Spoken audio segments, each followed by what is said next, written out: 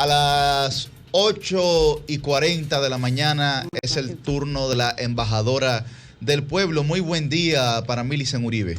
Gracias, Yuri. Miren, pienso que una de las lecturas sociopolíticas que se pueden hacer del contexto nacional es que, sin lugar a dudas, tanto el presidente Luis Abinader como el Partido Revolucionario Moderno están en reelección. Y yo, que soy periodista, quisiera hacer una especie de análisis del discurso, que es una técnica que se usa en comunicación para hacer análisis de contenido. Y voy a compartir brevemente 3 señales de por qué digo que Luis Abinader y el PRM están al día de hoy en reelección. La primera señal es la siguiente: los generales y las generales están replegados y replegadas. Hay dirigentes que en el pasado reciente inclusive, tenían un perfil más o menos presidencialista. Tenían algunos discursos más o menos presidencialistas. Y yo observo que se han replegado.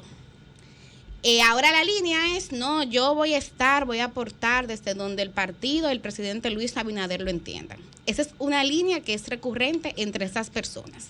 Y les puedo citar algunos casos puntuales, el caso, por ejemplo, de la hoy secretaria general y alcaldesa del Distrito Nacional, Carolina Mejía, a quien tuve la oportunidad de preguntarle cómo se veía de cara al 2024 en un almuerzo del Grupo de Comunicaciones Corripio, y esa fue la respuesta. Pero lo mismo me ha pasado con Alfredo Pacheco, con el caso de José Ignacio Paliza, hoy presidente del PRM. Entonces yo veo que esa respuesta es recurrente.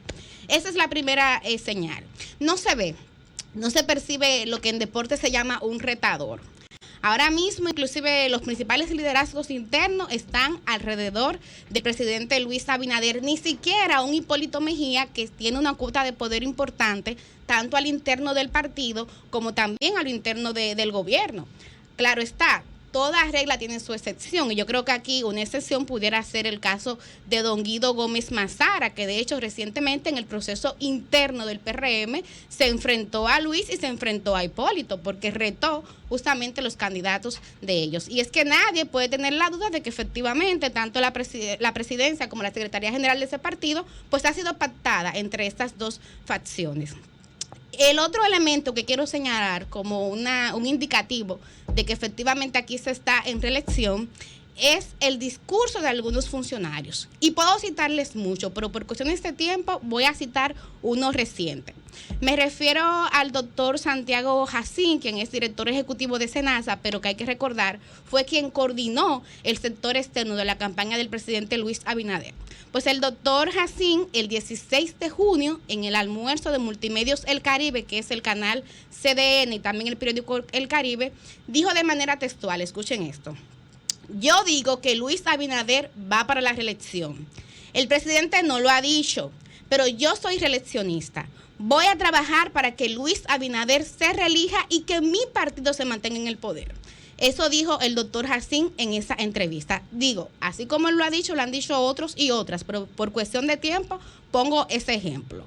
Por último, pero no menos importante, el otro elemento, la otra señal de que efectivamente aquí se está en reelección es el mismo discurso del presidente Luis Abinader pronunciado el 19 de junio en el acto de juramentación de las autoridades del partido.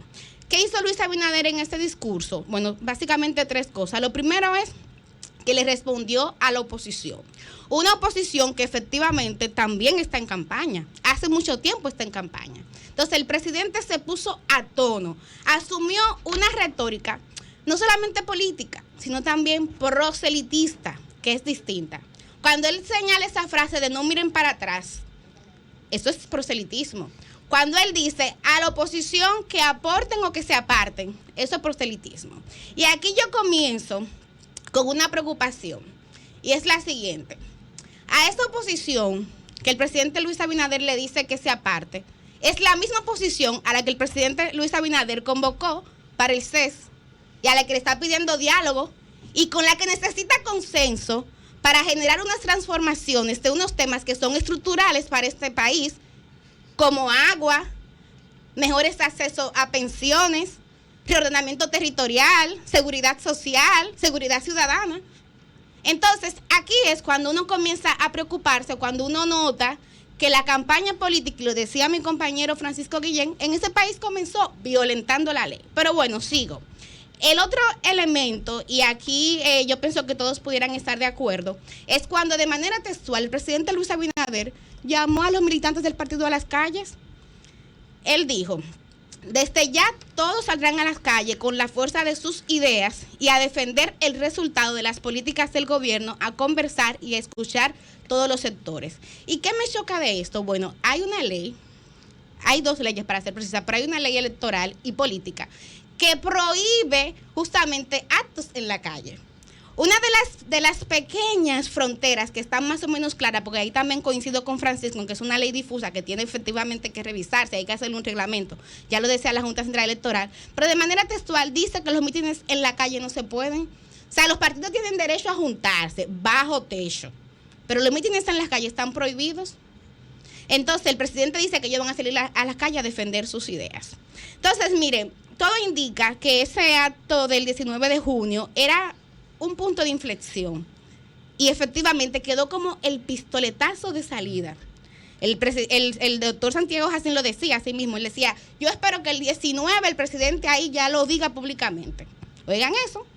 Entonces, ¿a mí qué me preocupa? Bueno, en conclusión yo diría que Luis Abinader tiene el derecho legítimo a tener y presentar sus aspiraciones, como también lo tiene el PRM, pero el problema es lo legal, porque hay unos plazos establecidos y a mí me duele que nosotros como país no hayamos pasado casi 2 décadas discutiendo unas reformas a las leyes de partidos y agrupaciones políticas y también a la ley electoral para que luego que está aprobada, cuando la podemos usar prácticamente por primera vez, entonces estemos reconociendo que no sirve o que digamos simplemente que esa ley no tiene las garras o los colmillos, como dijo el mismo presidente de la Junta, Román Jaques, que dijo: no, pero que esa ley limita lo que la Junta Central Electoral pueda controlar.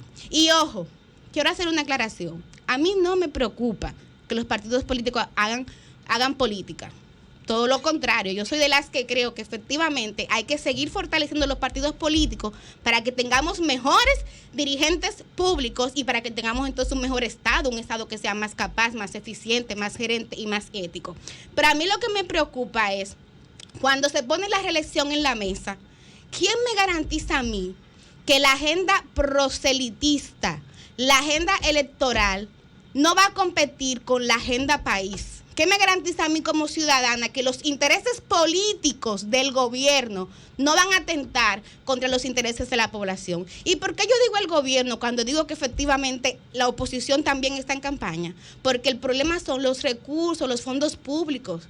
El contexto institucional de este país es débil y aquí quien gobierna juega con ventajas.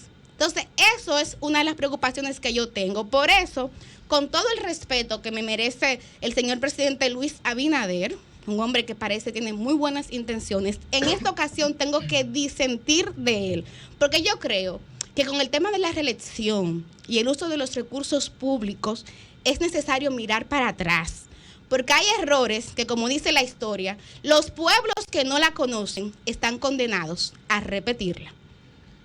Eso de los